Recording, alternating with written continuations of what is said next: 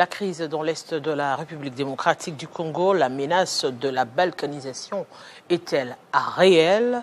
Bien, aimables téléspectateurs, on se pose évidemment cette question. Quel rôle pour l'Occident dans ce jeu? Dans les rapports des experts de l'ONU, le soutien du Rwanda demeure intact.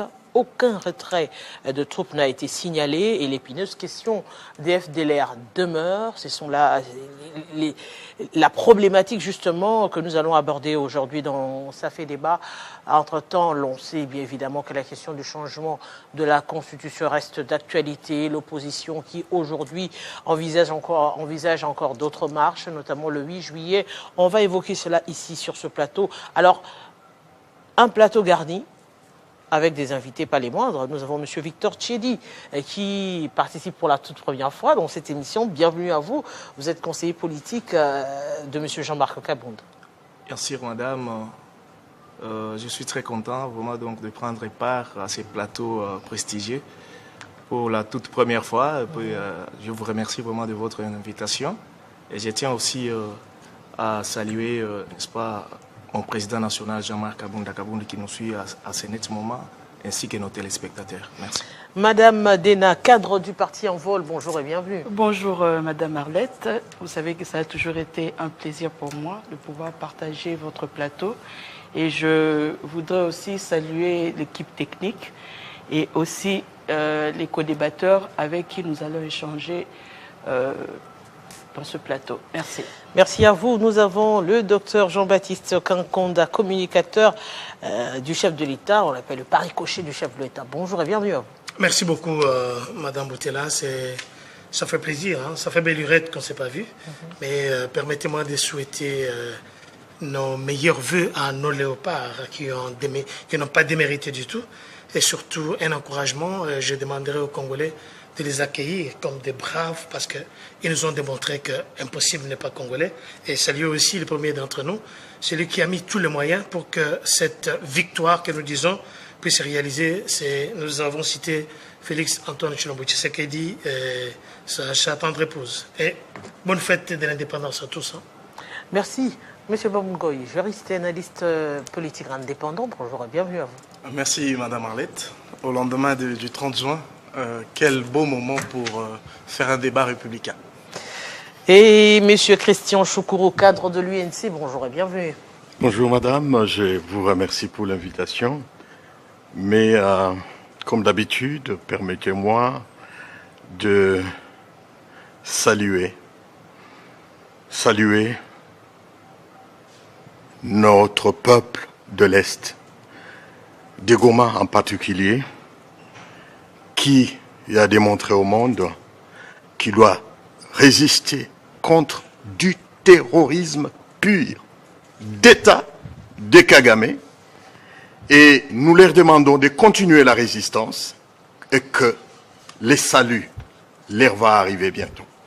En parlant justement de résistance, on rappelle que cette partie de la République démocratique du Congo, notamment au Goma Bukavu, est sous occupation de la rébellion AFC Arme 23. Et aujourd'hui, on se pose la question, au-delà de toutes les tentatives qui tentaient de vouloir amener à un dialogue pour résoudre la crise sécuritaire dans cette partie, s'avère lettre morte. Il n'y a pas nette évolution dans cette question, il faudra le dire clairement. Aujourd'hui, même les accords avec Washington, on se pose la question finalement, les Rwandais vont-ils se retirer, oui ou non, du sol congolais? Parce que les accords ont été signés, les jours avancent, mais il n'y a pas toujours de changement. Monsieur Tcheli. Merci, madame, de la question si très importante. Nous sommes ici avant tous assistés à des voyages de M. Félix Tshisekedi sur le plan diplomatique pour rechercher la paix à l'est de la République. Et vous allez être d'accord avec moi que les accords, n'est-ce pas, des Doha, de Washington, en tout cas, n'ont pas produit, n'est-ce pas, le fruit tel que les Congolais attendaient. Parce qu'au jour d'aujourd'hui, Goma, Bukavu et Bunagana sont toujours sous l'emprise, n'est-ce pas, de l'AFC M23, sous parrainage, soit-il, du Rwanda. Et donc, ça prouve tout simplement la faiblesse dans les chefs de ceux qui nous dirigent. Ça prouve vraiment donc la défaillance diplomatique. Parce que nous, on s'attendait qu'avec ces fameux accords de Washington, les armes allaient se taire. Mais la situation sécuritaire s'empire par contre. Et donc, M. Tshisekedi a démontré ses limites. Parce que si tout dépendait de voyages, si tout dépendait vraiment donc de relations diplomatiques, donc on parlerait autre chose, autre langage. Et chaque jour aussi, on est en train de tuer à l'Est. On est en train de massacrer. Et le sang congolais a beaucoup coulé. Et donc, c'est une incompétence notoire dans la gestion de la chose publique. Parce que nous sommes un grand pays.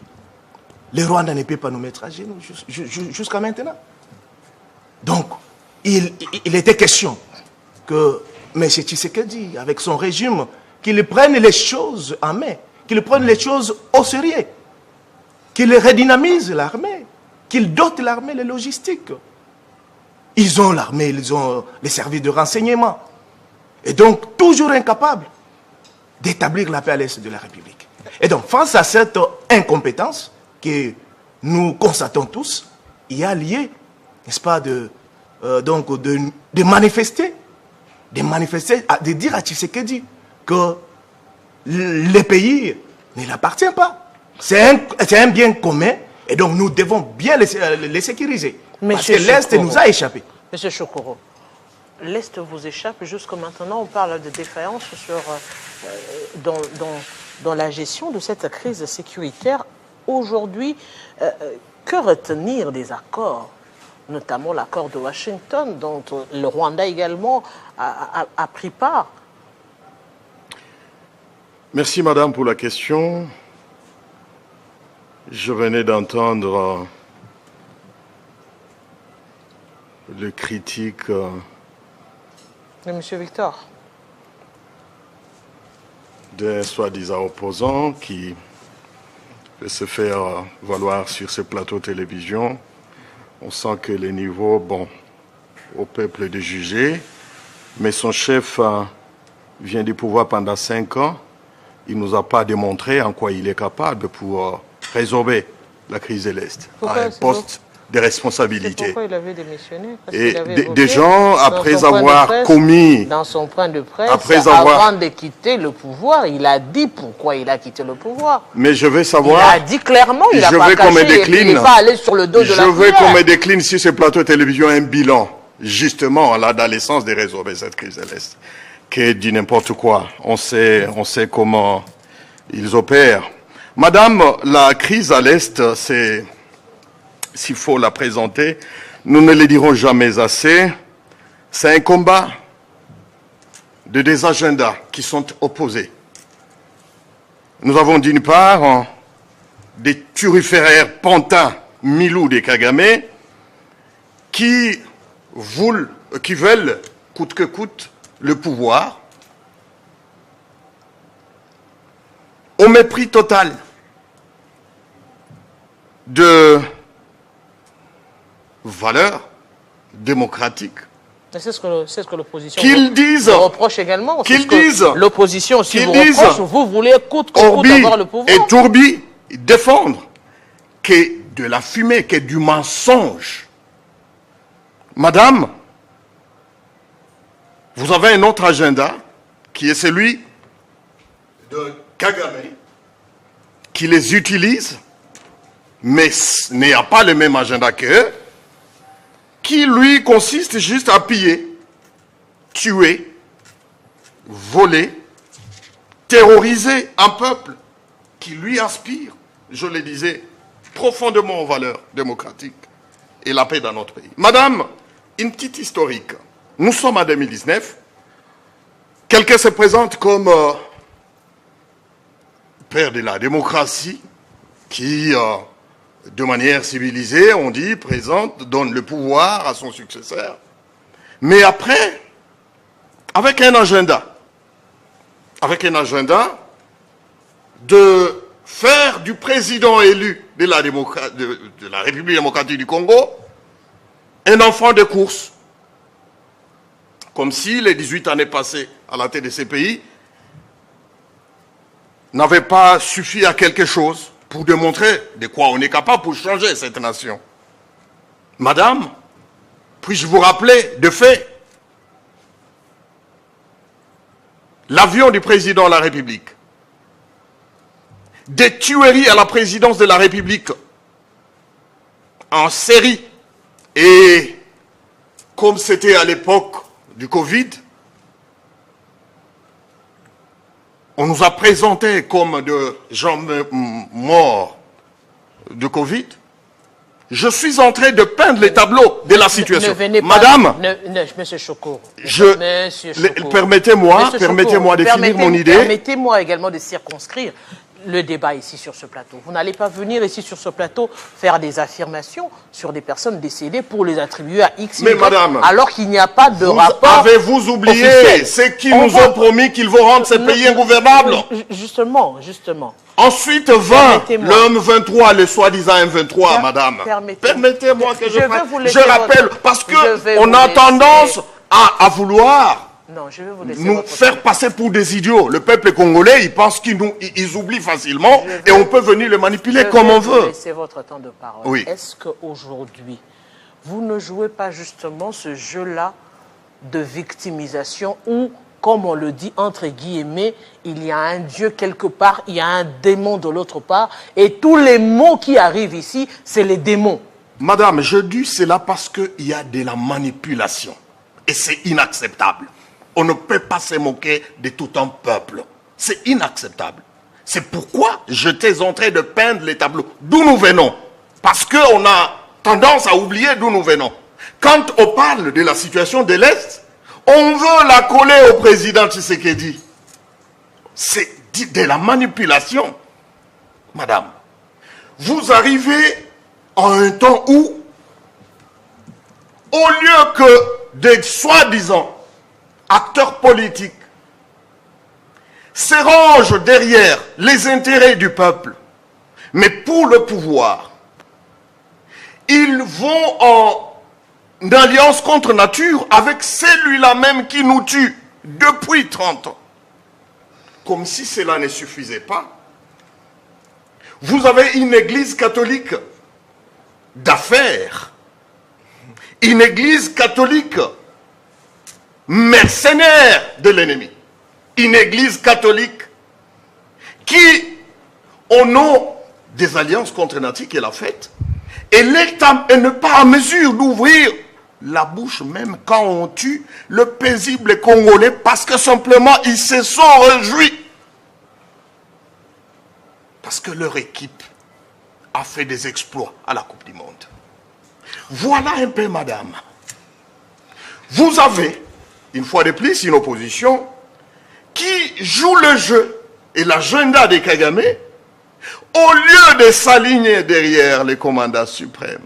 Je sais qu'on a des problèmes. Moi, je suis de l'INC, madame.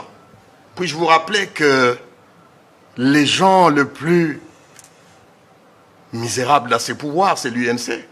Vous le savez. Et ce n'est pas ces gens de l'opposition qui vont me contredire ici. Mais nous disons que ce qui importe pour nous, ce n'est pas nos petits ventres. C'est le pays, parce qu'on ne peut pas être et du pouvoir et de l'opposition si le pays part. Qui oublie ce que nous avions connu en 98, en 97, quand l'AFDEL est entré? Quelle est cette opposition qui a osé hausser les tons dans cette ville ici? Qui n'a pas été victime des Rwandais? Et ces gens veulent nous emmener encore à cette époque de triste mémoire. C'est ridicule, c'est malheureux. Nous demandons au peuple congolais d'ouvrir les yeux. Nous sommes en face de mercenaires et ici, il n'y a pas la neutralité. Il y a les camps pour la défense de la patrie et il y a le camp des traîtres de la patrie. Que les choses soient claires. Madame. Madame Dena, vous jouez à la manipulation. Vous avez le micro, cravate. Ah, j'ai oublié. Ça m'est sorti un peu. Vous jouez à la manipulation. Vous jouez au jeu rwandais. et aujourd'hui, il faille définir votre camp. Vous êtes de la patrie, du peuple congolais ou non? Moi, je n'ai jamais compris, d'abord, premièrement, pourquoi est-ce que le réflexe de l'Union sacrée a toujours été le fait de pouvoir pleurnicher. Le président de la République n'est jamais responsable de rien. Le président de la République, c'est un bébé où on doit faire porter des couches, on doit lui donner de la bouillie, parce que lui, au fait, il n'est responsable de rien. Et je suis vraiment pas d'accord avec M. Chokoro. Bon, après, comme ils sont habitués à l'insulte, c'est tout le temps des chiens, des chats, des borderline et tout ça. Mais moi, je voudrais rappeler à M. Chokoro que le fait pour eux de toujours recourir à la traîtrise contre la nation, comme ils les avaient fait en 2015, lorsque M. Félix Tshisekedi était allé coopérer avec Joseph Kabila à Ibiza pour devenir Premier ministre, ça n'avait pas tenu. Ils pensent que nous autres, qui sommes du côté de la population, nous allons faire comme eux. Lorsqu'en 2015, en 2016, en 2017, nous étions assemblés avec ces prêtres en descendant sur terrain, et à l'issue de cela, vous aviez vu qu'il y avait eu Rossi Mukendi, Thérèse Kapangala et plusieurs d'autres qui avaient perdu la vie parce que justement nous étions en train de protester contre les choses mauvaises que l'ancien régime était en train de faire contre le pays. Et aujourd'hui, eux, ils veulent que, de la même manière qu'on l'avait fait avec Kabila, que nous avions protesté contre le changement de la Constitution, contre les mauvaises choses, les anti-valeurs qui se passaient, ils veulent que non, que nous puissions aller avec eux comme si nous étions là pour leurs beaux yeux, alors que nous sommes là, que ce soit nous, que ce soit la Cinco, que ce soit tous les opposants, que ce soit la C64, nous sommes du côté de la population. Et aujourd'hui, ce que l'Union sacrée doit reconnaître, c'est qu'ils sont un État défaillant. Et lorsqu'une personne n'arrive pas à accepter ses propres fautes, c'est difficile que cette personne puisse changer de trajectoire. Cette personne ne pourra pas changer, elle ne pourra pas changer de comportement, parce que pour elle, comme c'est une personne narcissique, une perverse narcissique, elle se dira que ce qu'elle fait, au fait, ce n'est pas de sa faute, alors que le monde entier voit que cette personne-là est en train d'aller sur une voie qui n'est pas bonne. Mais parlons ici, s'il vous plaît. Il a parlé de l'accord de Washington. Justement, j'allais en venir. Il y a eu cette volonté, notamment Luanda, accord de Washington, Doha, pour montrer la bonne foi de vouloir discuter. Je pense qu'à la signature de cet accord, nous l'avions décortiqué sur ce plateau, et je l'avais dit personnellement que l'accord de Washington était un accord torchant.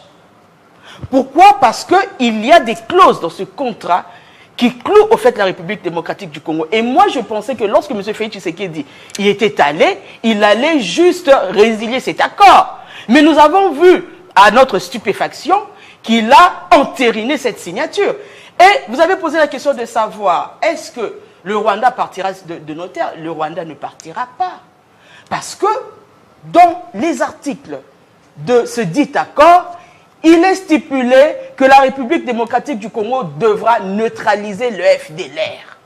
Et jusqu'à ce que le dernier FDLR n'ait pas neutralisé, le Rwanda, au fait, ne partira pas de notre sol.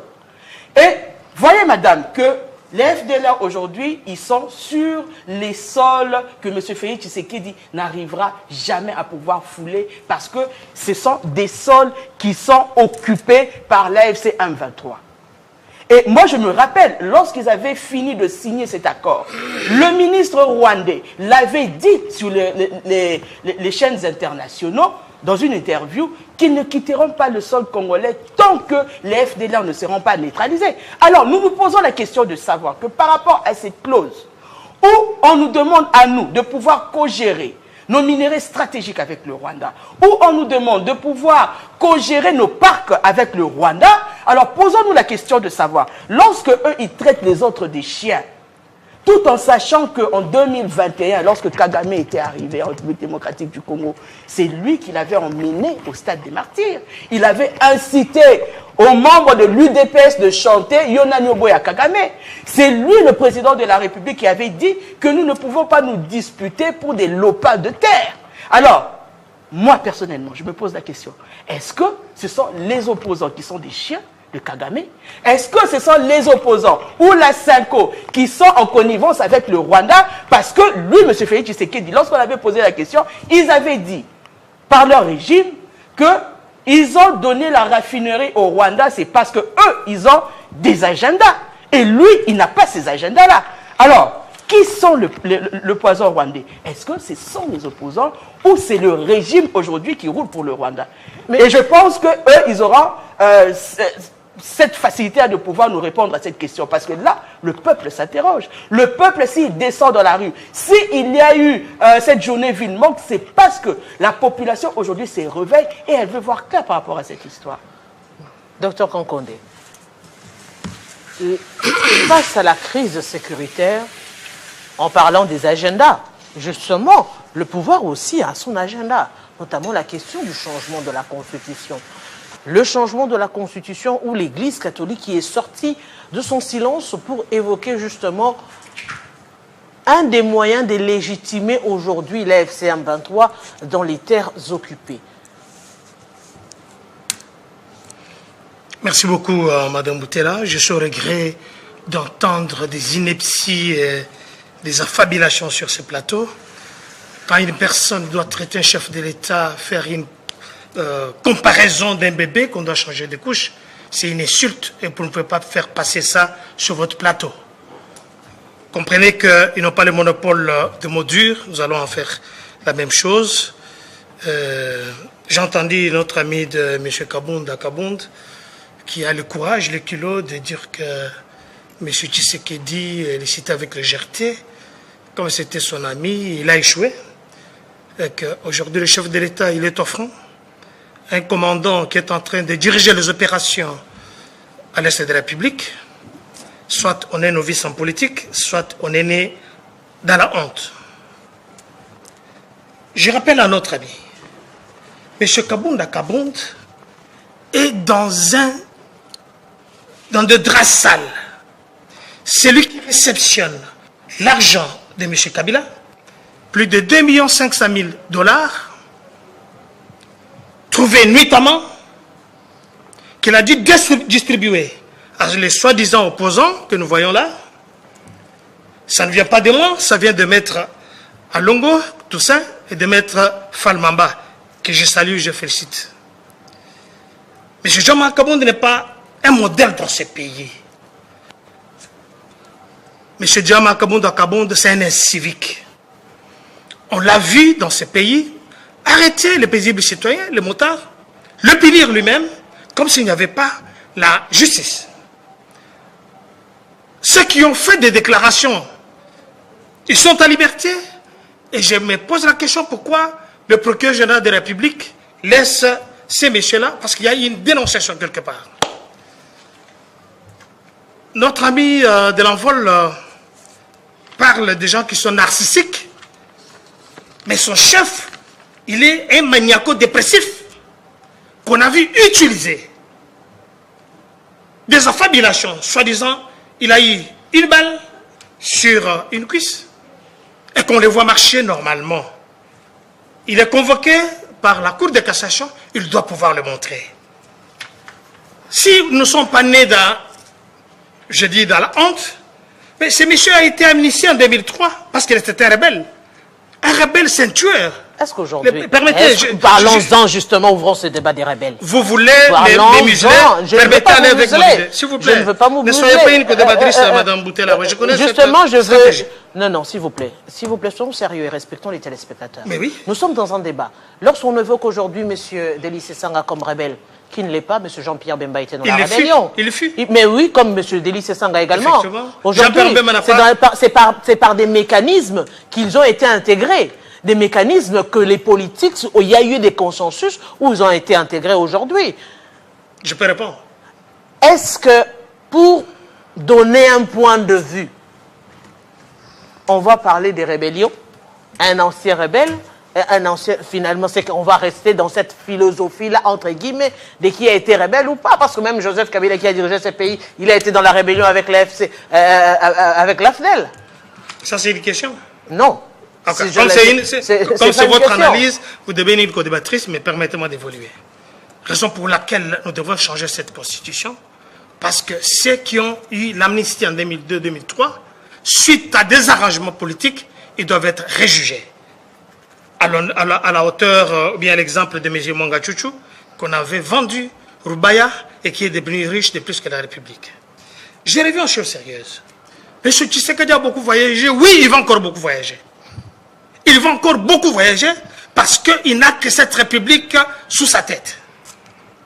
Écoutez, parce que quand M. Tshisekedi a marché, il n'a rien apporté comme solution.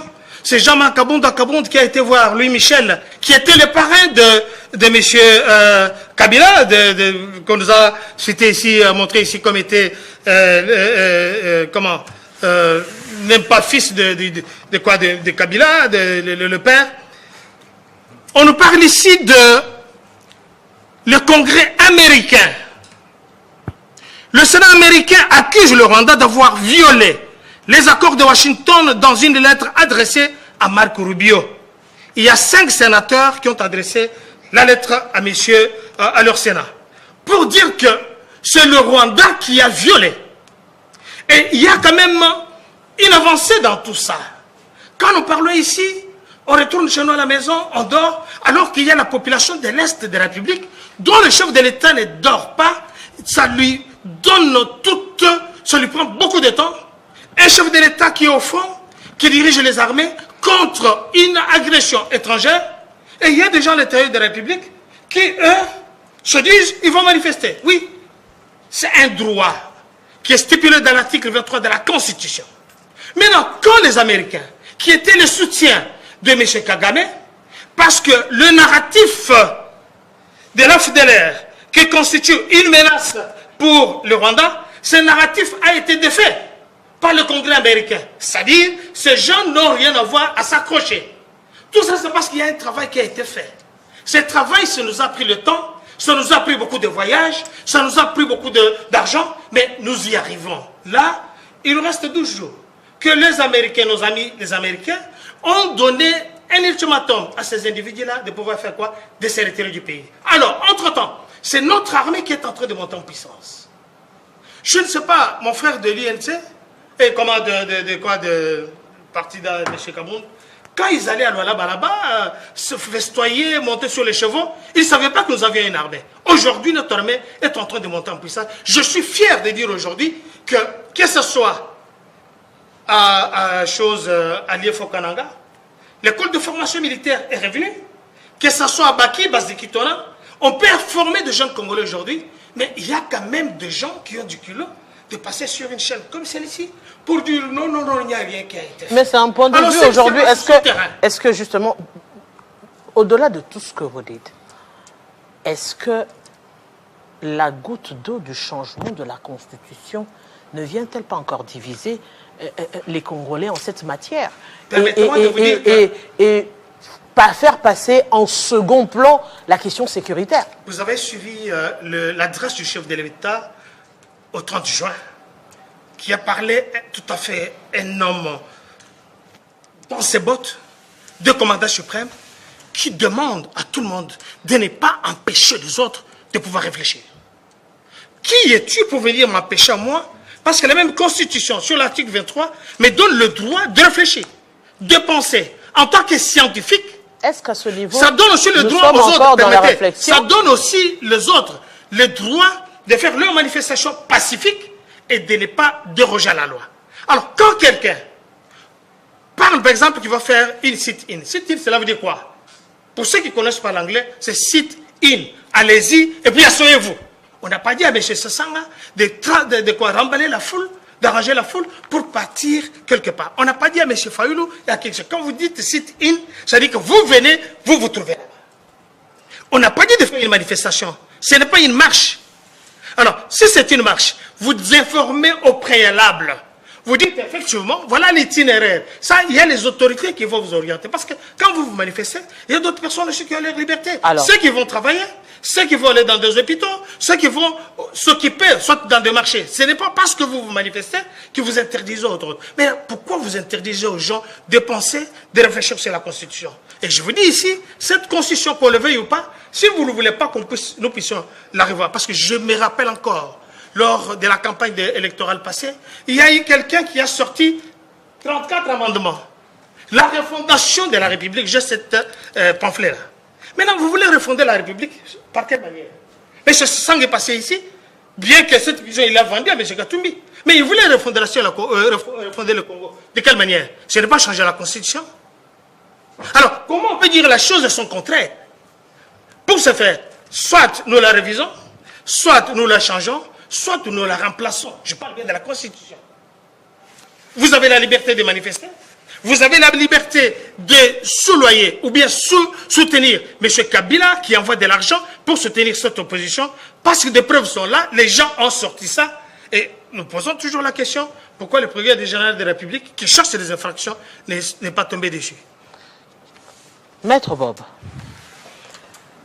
des déclarations, des affirmations ici sur ce plateau, mais la situation est réelle. La crise sécuritaire dans la partie est de la République démocratique du Congo, qui aujourd'hui ne permettront pas à l'état actuel de la République démocratique du Congo de pouvoir se prononcer sur la révision ou le changement de la Constitution. Alors, il faille parler d'abord de la guerre, parler d'abord du changement de la Constitution, en même temps, les risques sont réels, parce que l'Église catholique l'avait évoqué, je crois même, puisqu'on évoque ici M. Kabila, on l'avait évoqué, la question de la soudanisation. Aujourd'hui, l'Église catholique revient sur la question même de la balkanisation. Est-ce que ce n'est pas une manière de consacrer cette balkanisation? Merci pour la pertinence de cette question. J'ai constaté que certains, je dis bien certains de mes co-débatteurs ici, n'ont pas pu cerner la quintessence de la question que vous avez soulevée. Avant d'y répondre, puisque c'est tellement pertinent, je ne peux m'empêcher de m'étonner qu'à chaque fois quand M. Choukourou commence ses interventions, il dit toujours « Je salue mes compatriotes de l'Est ». Une forme de compassion hypocrite, ironique, c'est le mot que je devais dire, à ses frères, puisque lui, il est de l'Est.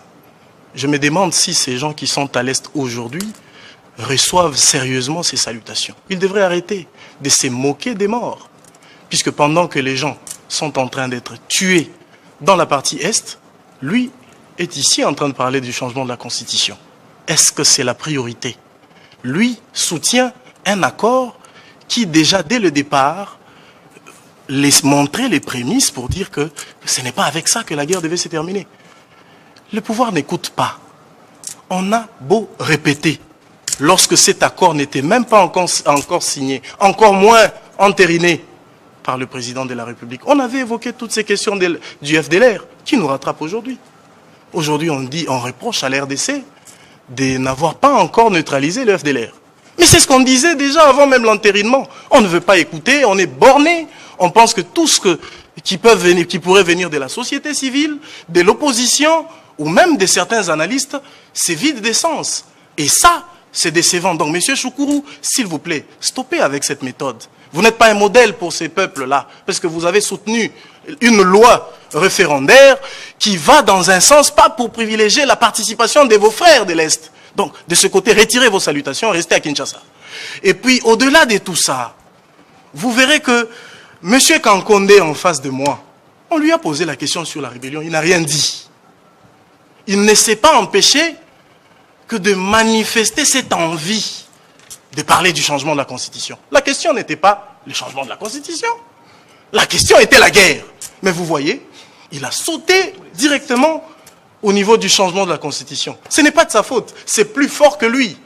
Parce qu'aujourd'hui, vous constaterez que c'est vraiment dommage de constater que le pouvoir est plus émaillé des gens qui n'ont pas ce besoin d'apporter un peu plus. Et ça, en tant que je reprends ma peau d'analyste politique indépendant, je vois la même chose du côté de l'opposition. Puisque tous ceux qui y sont, vous verrez que beaucoup, dans la majeure partie, c'est plus le souci de la conquête du pouvoir. Mais on ne sent pas un réel souci de bouger les choses. Parce que lorsqu'on voit l'attitude de M. Fayoulou de dernièrement, qui s'ouvrait tout droit vers M. Tshisekedi, mais malheureusement, ces derniers ne lui a pas donné la primature, ça dénote une certaine animosité qui est en lui. Est-ce qu'il y est pas? Aujourd'hui, il demeure opposant parce qu'on ne lui a pas donné la primature. Donc ici, je voudrais dire quoi? Que je ne vois pas ses soucis dans les uns et les autres. Pour revenir à M. Kankoundé, vous voyez qu'il s'est perdu. C'est plus fort que lui. C'est plus les Djalelo qui l'intéressent. Puisqu'il sait... Je vais le faire. Je vais le faire, ne vous en faites pas. Et donc, vous constatez qu'ici, il est plus intéressé par les Djalelo. On ne vous a pas demandé de parler de changement de la Constitution. J'ose croire que c'est une question qui sera abordée un peu plus tard. Vous êtes allé très vite en besogne. Ce n'était pas ça la question. Puisqu'il faut que j'y réponde. Je constate ici que le pouvoir ne prend pas la mesure de la gravité de la situation. Est-ce que pour des ambitions d'un individu, on doit bloquer toute une nation? Ici, il est question de reconduire le président Tshisekedi. Tout ce que vous voulez nous dire, j'ai fait un débat avec M. Donald Kabasele et les autres qui voulaient m'amener dans un débat de fond. Je lui ai dit, il n'y a pas de fond dans ça. Le seul fond dans ce débat, c'est de reconduire le président Tshisekedi. Est-ce que c'est le bon moment, aujourd'hui, de parler d'un changement de la Constitution? Vous devez avoir honte. Ce n'est pas le bon moment de parler d'un changement de Constitution aujourd'hui. Que le débat soit valable ou pas. Mais ce n'est pas ça la question. La question, c'est qu'il y a un problème sécuritaire que vous mettez au second plan. Dans toutes vos déclarations. J'ai même suivi la déclaration du chef de l'État. La question sécuritaire n'a pas eu assez une grande place. C'est plus la question du changement où il s'est davantage exprimé. Et aussi la question de Léopard. Des questions qui ne nous avancent pas en ce moment. Est-ce qu'on peut arriver à résoudre le problème de la crise de l'Est en continuant sur cette lancée? C'est déjà mal parti avec cet accord. Mais juste, dites-nous, au-delà des accords, il y a la question du dialogue. Il y a la question du dialogue. Parce que le dialogue qui devait justement y avoir, le gouvernement est catégorique sur cela. Dialogue pour négocier les postes, non. Dialogue pour rassembler et fédérer, intégrer, non. Mais face à cette situation, quel est, je dirais, l'élément déclencheur qui permettrait aujourd'hui d'évoquer la paix dans cette partie de la République démocratique du Congo au-delà de la force? Mais c'est clair. Voilà pourquoi je disais ici, j'ai déploré l'inconscience qui frise l'irresponsabilité du pouvoir pour aborder une telle question en ce moment. Ce qu'il faut aujourd'hui, c'est mettre tous les Congolais ensemble. Parce que cette crise de l'Est est très grave. Et qu'est-ce qu'il faut faire pour mettre tout le monde ensemble? Ce n'est pas parler du changement de la Constitution qui divise davantage. Qui divise même dans les églises. Qui divise partout. Et vous constatez qu'avec ça, ce n'est pas les bons moments.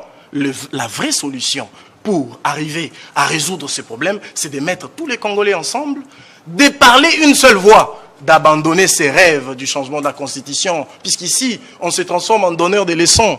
Parfois, on pointe du doigt à M. Kabila. Mais c'était... On peut tout dire de lui, mais on n'ira pas le fait que ces derniers, à 49 ans, a cédé le pouvoir. Il pouvait bien avoir ses envies de changer la Constitution. Ce n'est pas des gens intelligents qui manquaient autour de lui pour boutiquer une idée pour changer la Constitution, mais il a dû laisser ça. Pourquoi? Parce qu'il ne voulait pas diviser davantage. Il voulait que le pays reste uni. Et quand il est parti, la guerre de l'Est n'avait pas l'ampleur d'aujourd'hui. Donc c'est quelque part cherché par le pouvoir.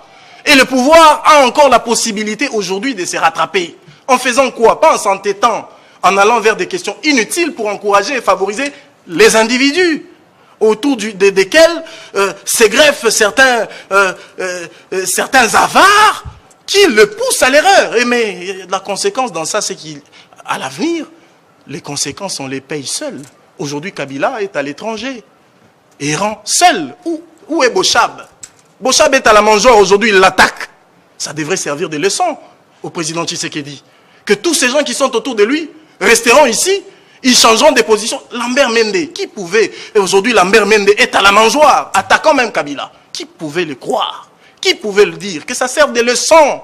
Cette question n'est pas opportune aujourd'hui. Et on attaque, on se permet même d'attaquer parfois l'église catholique. Moi je dis toujours, remercions le ciel dans ce pays d'avoir une église catholique comme celle-ci, qui met ses intérêts privés derrière. Je crois, j'irai même plus loin, de toute la classe politique. Les hommes qui ont la tête sur les épaules sont dans l'église catholique. Et un tout petit peu aussi, on les voit dans les CC. Parce que eux, ont la capacité de surpasser leurs intérêts. Ils peuvent bien se faire des jeeps aujourd'hui pour avoir une position favorable. Ils le refusent. Et ils sont cohérents. Ils sont constants. Et c'est depuis le début. Donc, mais pour qu'on ne dise n'avance. pas que je n'ai pas répondu à la question. Voici ma réponse à la question sur le dossier sécuritaire de l'Est.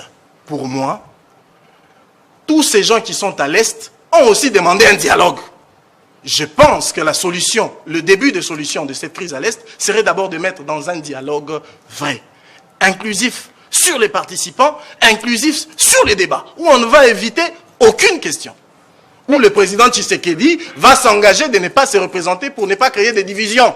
Et au moins sur base de ça, on va jeter les fondations pour un nouveau départ. Et ça sera un début. Kagame va manipuler encore qui? Souvenez-vous, lorsque Joseph Kabila arrive au pouvoir en 2001, chacun avait sa partie, dont Jean-Pierre Bemba dirigeait également une portion des terres. C'était un rebelle.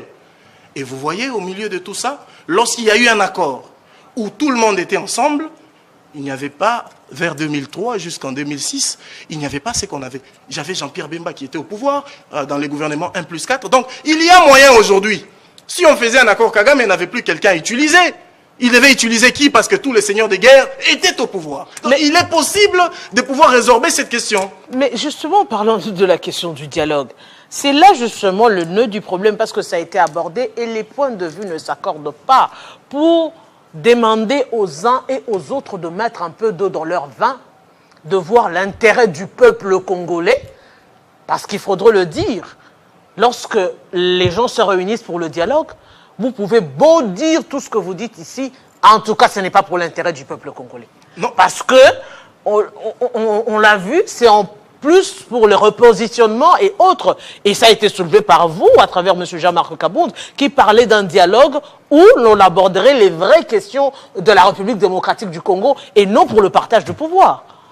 Madame, je vous demanderai de m'accorder aussi le même temps de parole parce que à ma première prise de parole, j'avais juste donc focalisé ma pensée sur la question, n'est-ce pas, de la sécurité à l'est de notre pays.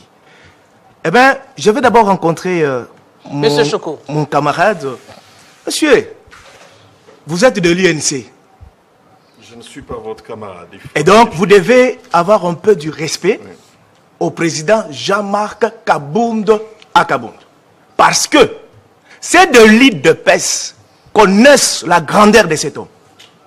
Et d'ailleurs, peut-il nous justifier les richesses qu'il a aujourd'hui? Peux-tu les justifier comment il les a eues? Vous voyez maintenant, quand vous parliez, moi je ne vous dérange pas. Il peut nous les dire. J'ai dit je ne vous dérange pas. Vous parlez ici, je m'étais tué. Mais je m'étais tué. Ayez aussi quand même cette bonne moralité d'écouter quelqu'un quand il parle. Je vous protège. Jean-Marc Kabound a joué un grand rôle dans ses pouvoirs. Et vous étiez à l'INC. Jean-Marc Kabound a été d'abord reconnu étant que héros vivant du vivant d'Etienne Tshisekedi Wamulumba, de par sa lutte. Jean-Marc Kabound a été rappelé ici à Kinshasa en 2015. Il a démontré de quoi il était capable. Alors revenons sur le sujet. Eh bien, nous connaissons les prouesses de l'homme. Et d'ailleurs, les pouvoirs qu'a Tshisekedi aujourd'hui, eh bien, c'est l'œuvre de Kabound. Et je mets quiconque ici en défi. C'est l'œuvre de Kabound.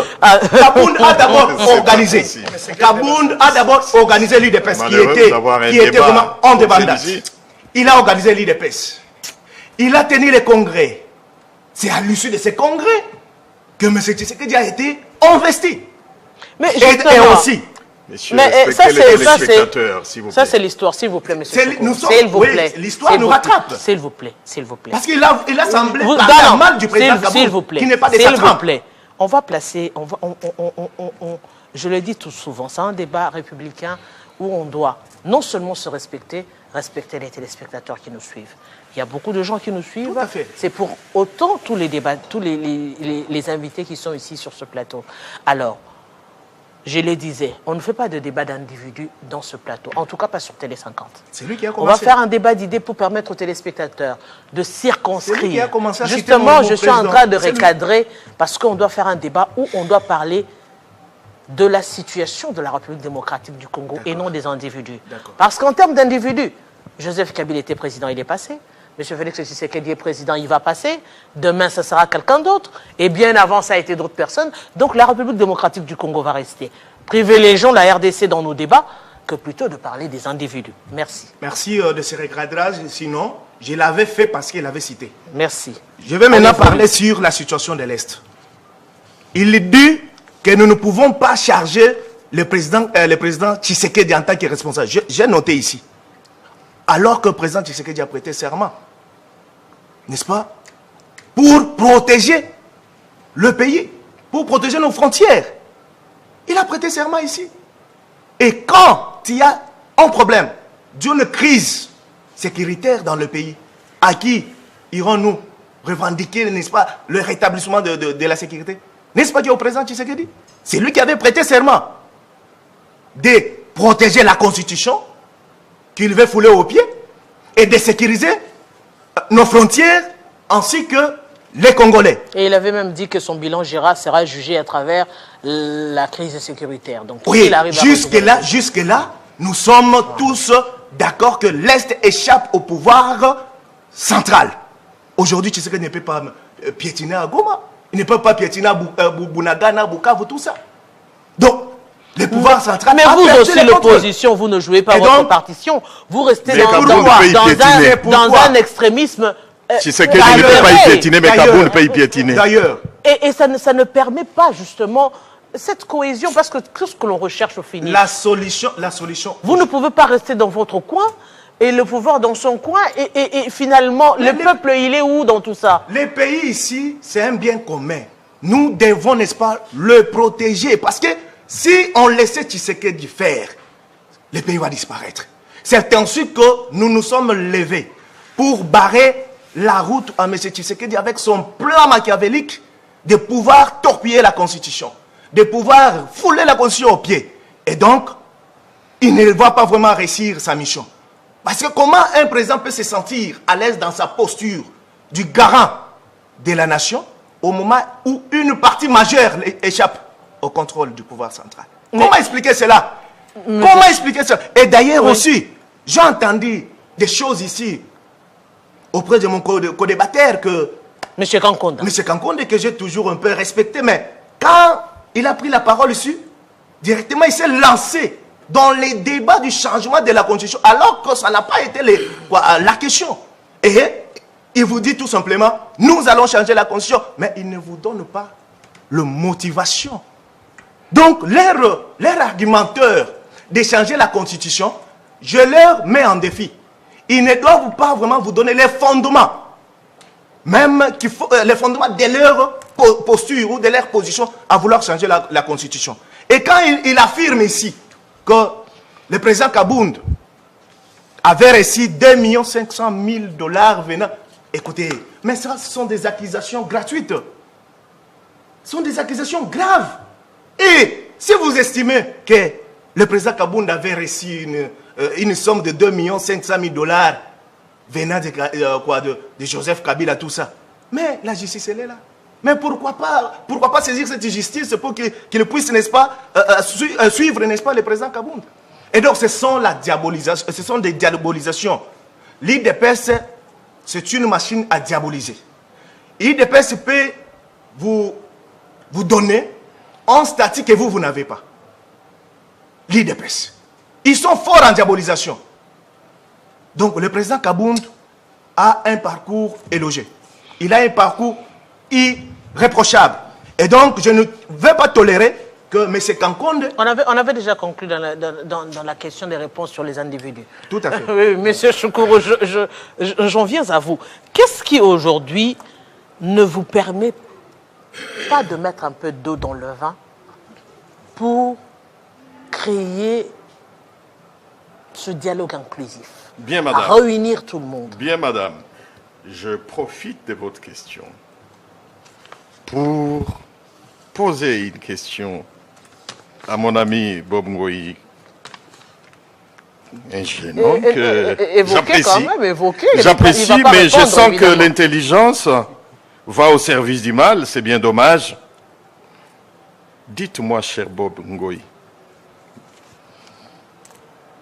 et mieux, Donnez-moi des garanties. Démontrez-moi par 1, 2, 3. Comment, si le président de la République convoque un dialogue demain, et qu'après-demain, la guerre va se terminer, Kagame va retirer ses milous dans nos mines à l'est de la RDC. Vous allez me répondre sûrement. Cher Bob Ngoï, Kagame et son autre garçon de course, Olivier Ndoungiré, un soi-disant ministre des Affaires étrangères, se prononce sur des réformes internes en RDC. Monsieur Chokoro. Lorsqu'il doit parler de la manière dont nous dirigeons chez nous, comment ça vous fait? Et avec dénigrement, comment ça vous fait? Si réellement vous avez encore l'âme du Congo. Madame, lorsque le département du Trésor américain démontre, sur base des informations, des renseignements en sa possession, que dès lors, en termes de kilogrammes, sont escortés par des militaires rwandais du Sud Kivu jusqu'à Rusizi, au Rwanda, vers le Gasabo Gold Refinery, frappé aujourd'hui des sanctions par le même département américain.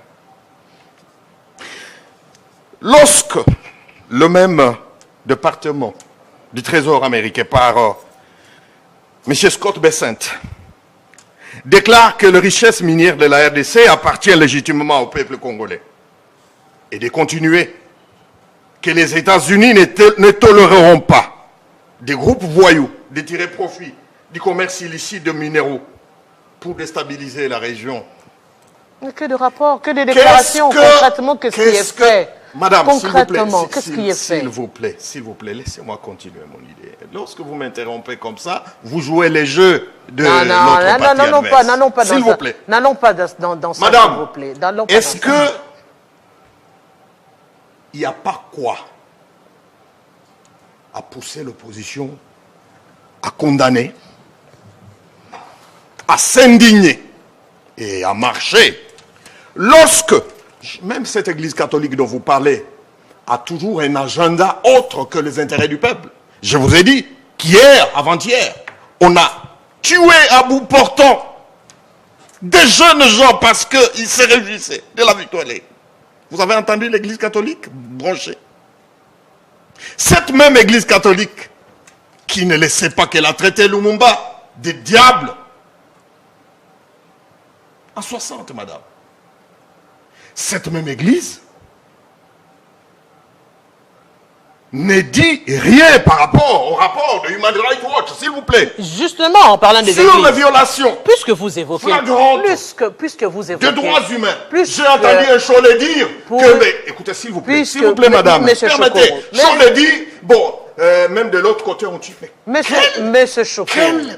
Monsieur Chokoro. Je me demande. Monsieur Chokoro. Quelle ineptie. Monsieur Chokoro. De la part d'un évêque catholique. Monsieur Chokoro. Mais ces contus, ce sont des chrétiens catholiques à Goma, dans le Massissi, dans le Walloum. Je rappelle ici qu'il n'y a pas que l'église catholique qui s'est exprimée.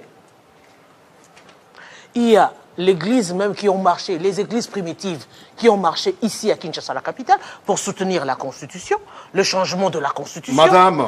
Il y a l'ECC qui s'est exprimé. Ici, je parle du rapport de Human Rights Watch. S'il vous plaît. S'il vous plaît, ne me perdez pas. Je vous pose la question. Je parle aussi du rapport moi qui est la police des experts des Nations Unies. Parce que vous avez évoqué l'église catholique.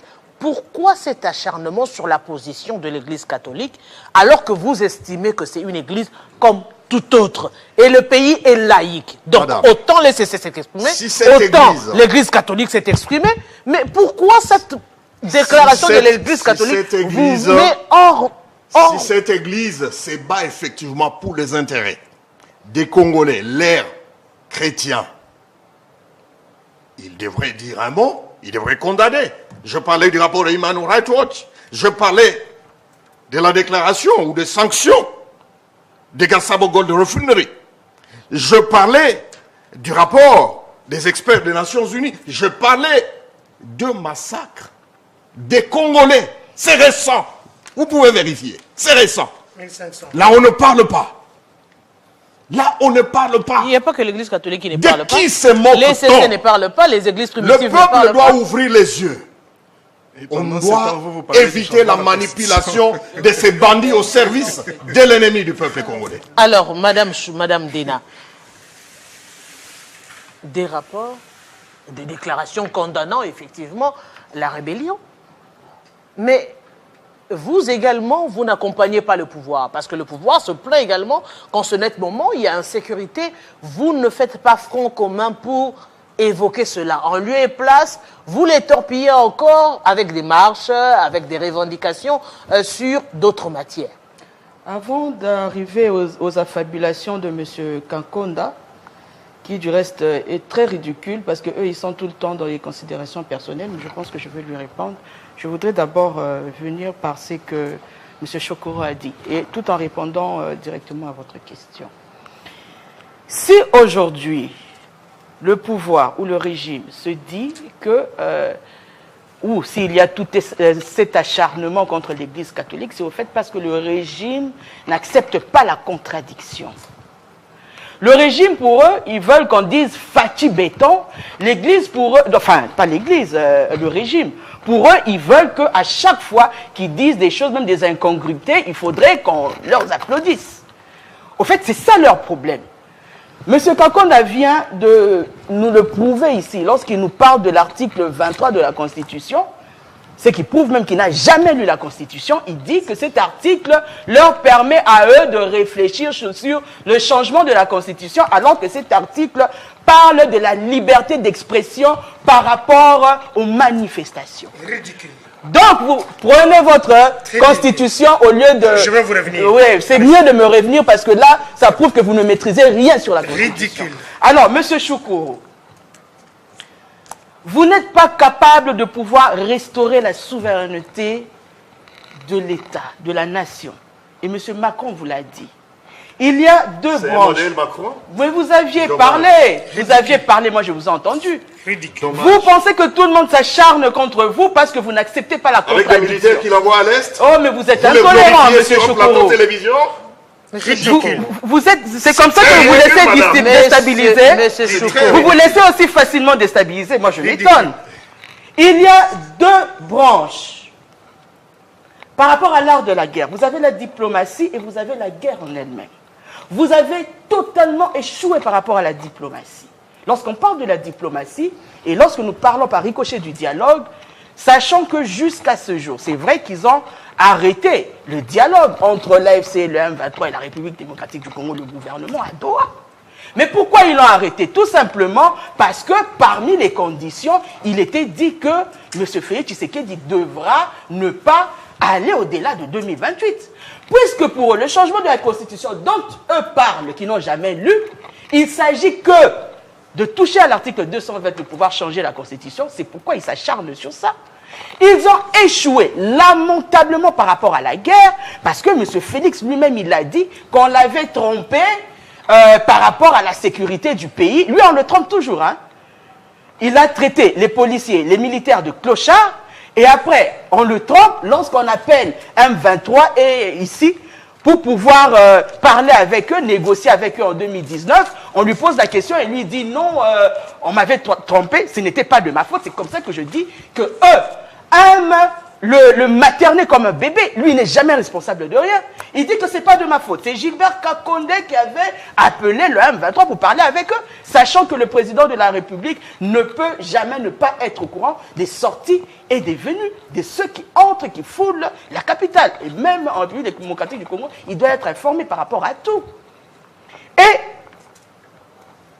lorsque M. Kankonda, parce que je pense que c'est aussi un sujet d'actualité, lorsqu'il dit ici, et ça prouve encore une fois qu'il ne maîtrise pas la Constitution, il parle de M. Dédé Sessanga qui doit être entendu ou il doit comparaître à la Cour de cassation.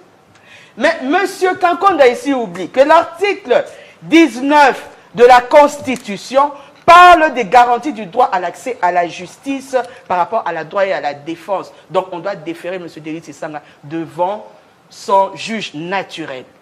Et on ne peut pas juger une personne par rapport à la nomination, peut-être parce qu'ils sont habitués à entendre honorable Denis Sesanga. Il faut qu'il est toujours honorable, qu'il est toujours parlementaire. Et pourtant, c'est un monsieur lambda maintenant, un citoyen congolais, et il ne peut pas aller comparaître à la Cour de cassation. Donc, on doit lui déférer devant son juge naturel. Et c'est ce qui stipule l'article 23 de la Constitution qui n'a jamais lu et qui vient mentir ici à la population.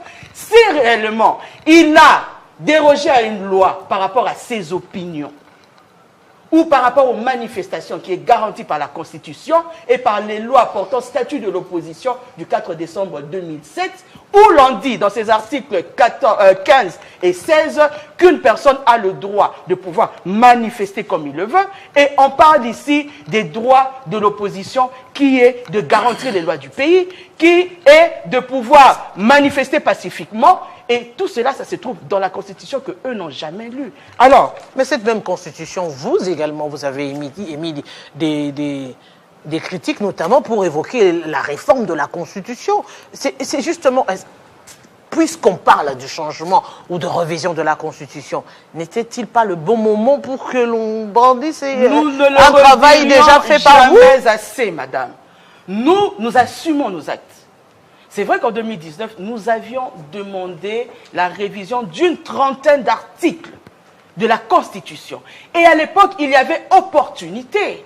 Parce qu'il n'y avait pas l'état de siège, il n'y avait pas la guerre. C'est la raison pour laquelle ici, j'ai évoqué le fait que M. Félix Tshisekedi a appelé le M23 et c'était après la proposition de M. Denis Sesanga de pouvoir réviser quelques articles de la Constitution parce que cet acte est constitutionnel. Et ici maintenant, nous parlons de l'inopportunité parce qu'en cette même année, M. Félix Tshisekedi a voulu mettre en place un état de siège. Il y a eu la guerre par ses propres personnes que lui l'avait appelé, parce que nous disons toujours que M. Félix Tshisekedi, c'est lui qui a réactivé cette guerre-là. Et puisque aujourd'hui, l'article 219 de la Constitution, qu'il n'a jamais lu, le stipule qu'il ne peut pas avoir révision de la Constitution lorsque le pays est en état de guerre ou en état de siège. C'est la raison pour laquelle nous, en vol, nous disons qu'il y a inopportunité. Et lorsqu'on parle de la refondation de l'État, qui lui encore arrive à confondre parce qu'il dit que la refondation de l'État, au fait, c'est le changement de la Constitution. Non, M. Kakonda. La refondation de l'État, moi je suis mieux placé à vous le dire parce que lorsqu'on avait rédigé, j'étais là. Il s'agit ici. Où est-ce qu'on a déclaré la guerre? Il s'agit ici, mais vous n'aviez jamais déclaré la guerre, c'est une manœuvre que vous faites pour vous, c'est pour attiser le feu. Et nous l'avions compris. Si on ne raconte pas n'importe quoi, sachez respecter les co-débatteurs. Je voudrais chuter, s'il vous plaît. Moi, je suis imperturbable. Vous ne pensez pas que vous pouvez me perturber sur le plateau. Et je parlais ici par rapport à la refondation de l'État. Ça n'a rien à voir avec le changement. Allez lui poser la question, si on le lui avait vendu. Vous êtes là dans des affabulations. Restez calme, mais moi je vous avais respecté. Vous devenez les plus dérangeurs des plateaux, apparemment vous devenez les plus dérangeurs. Il ne s'agit pas du changement de la Constitution. La refondation de l'État ici demande à ce que le régime puisse remettre la population dans ce droit. Parce que la Constitution garantit pour la population que les travailleurs soient payés correctement, que la population a droit à l'eau potable, la population a droit à l'électricité, la population a droit à être payée en temps, en heure et correctement, la population a droit à la sécurité physique et alimentaire. Et tant que tout ceci n'est pas mis en place, comme nous voulons le faire le 8 juillet 2026, ils n'ont pas à nous faire peur parce qu'ils ne pourront pas. La population, le 3 juin, a décidé de ne pas aller travailler. Et eux-mêmes avaient aussi respecté le mot d'ordre. Ça voudra dire que cette même population qui n'était pas allée travailler descendra parce que c'est de leur droit. Parce que c'est de la même manière que ça a été fait en Haïti, ça s'est fait en Roumanie, ça s'est fait en Tunisie. Donc, la population qui est souveraine descendra sur terrain le 8 juillet pour vous dire que vous n'avez pas su mettre la population dans ses droits, alors vous devez démissionner. Monsieur Nkankonda, on va conclure rapidement avec vous et monsieur Bob Ngoï, la régie. Permettez-moi de conclure pour être plus équilibré. Justement, comment mettre de l'eau dans votre vin? Parce qu'on sent évidemment que tous vous êtes campés dans votre cas et personne ne veut écouter l'autre. J'ai du mal à comprendre que vous laissez passer une qualification d'un acteur politique, père de famille comme moi, des ridicules. Monsieur Nkankonda, vous êtes ridicule. Et vous laissez passer. Je sais que vous allez réagir. Ok. Mais j'ai du mal à recevoir des leçons à quelqu'un qui a passé tout le temps vendre les mégas à Orange. Et j'en suis fier. J'ai fait Vous comprenez? C'est un parcours. Protégez-moi, s'il vous plaît. C'est un parcours politique. Protégez-moi. C'est pas du tout un péché. Pas du tout un péché. Pas du tout. Le ridicule, Je vous encourage, madame. le ridicule, Vous avez mon soutien. Et vous en félicite d'ailleurs. le ridicule, c'est de voir que M. Délice Sanga toucherait 8 millions de dollars chaque mois de sa société de construction X Logistique par l'État congolais. C'est un homme d'affaires et c'est légitime. Calmez-vous, soyez un peu poli, ça ne coûte rien. D'être poli, d'être calme. Vous savez parler, on vous a écouté. Nous revenons à l'article 23 de la Constitution qui donne la liberté de tout le monde de s'exprimer. C'est tout ce que j'ai dit. Alors quand on comprend mal, quand on est ailleurs, il vomit la venin de je ne sais pas quoi, parce qu'on ne l'a pas rencontré. Je parlais de l'article 23 de la Constitution que je maîtrise. Il a parlé de l'article 19 de la Constitution qui donne la liberté à tout le monde d'accès à la justice. Si M. Sesanga est convoqué, je ne vois pas un problème. Il n'est pas au suprême, il n'est pas un homme extraordinaire dans ce pays. Troisième moment. Vous me condamnez le fait que je parle du changement de la Constitution et des révisions. C'est mon point de vue. Personne n'a le droit ni de m'interdire, ni me dire, moi à la place, qui êtes-vous? Qui vous a donné cette liberté d'enjamber à ma liberté? Là, ça devient l'anarchie. Alors, ce que nous ne comprenons pas, nous voulons la chose de son contraire. Quelqu'un fait toute une campagne sur la revue de quoi? La refondation du Congo. Il prend ce pamphlet, il le vend. Pour ceux qui veulent que je puisse rencontrer sur les opportunités du changement de la Constitution. Monsieur Bochab, je ne sais pas pourquoi je l'aime bien, fait une déclaration. La Constitution, c'est un fruit dont on ne sait même pas le temps ou bien l'heure qu'on peut le consommer. L'un des constitutionnalistes de mon pays, alors quand vous faites vos analyses, comprenez que c'est un débat tout à fait stratégique, un débat scientifique, laissez la place aux autres. Là, je m'adresse à notre frère qui est en face de moi. Monsieur Bob Ngoï. Ne pensez pas que, parce que vous avez fait vos analyses, donc vous entrez dans la liberté des autres. Vous avez fait votre point de vue, on vous écoute. Vous vous embrouillez, on vous écoute. Mais permettez à l'autre, comme l'autre qui vient de traiter M. Choukour comme tribaliste, parce qu'il lance un message à ceux qui sont de l'autre côté, alors que moi j'en fais tout le temps. Alors, pour ce qui nous concerne, nous demandons ici à ceux que vous puissiez comprendre, c'est pas M. Tshisekedi, que vous citez avec légèreté qui a commencé cette guerre.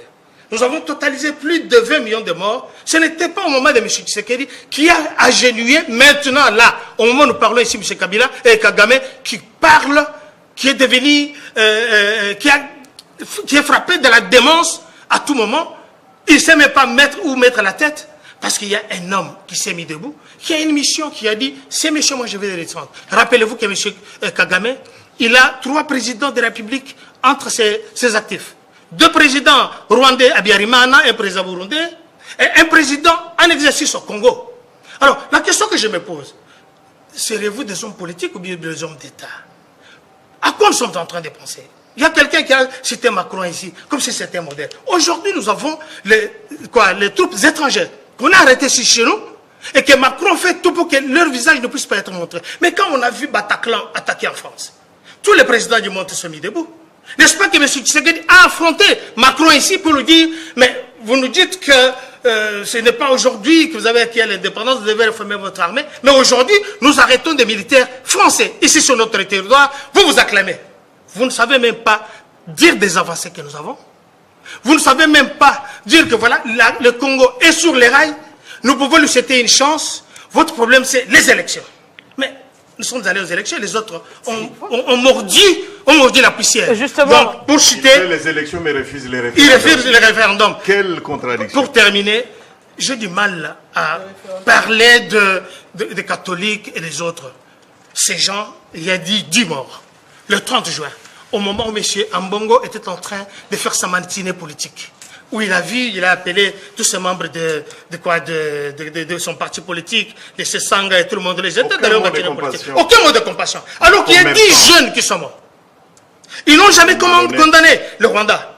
N'est-ce pas que c'est Ambongo et Mouteba qui nous disent qu'ils ont été soutenus, on leur a donné l'argent par le Rwanda?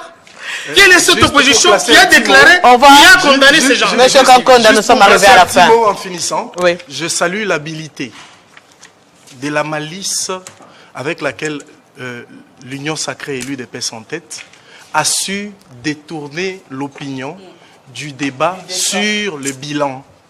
Puisque aujourd'hui, il est l'heure. Nous sommes arrivés Je pensais que vous parliez sur le bilan. Je pensais que vous parliez de savoir écouter les autres.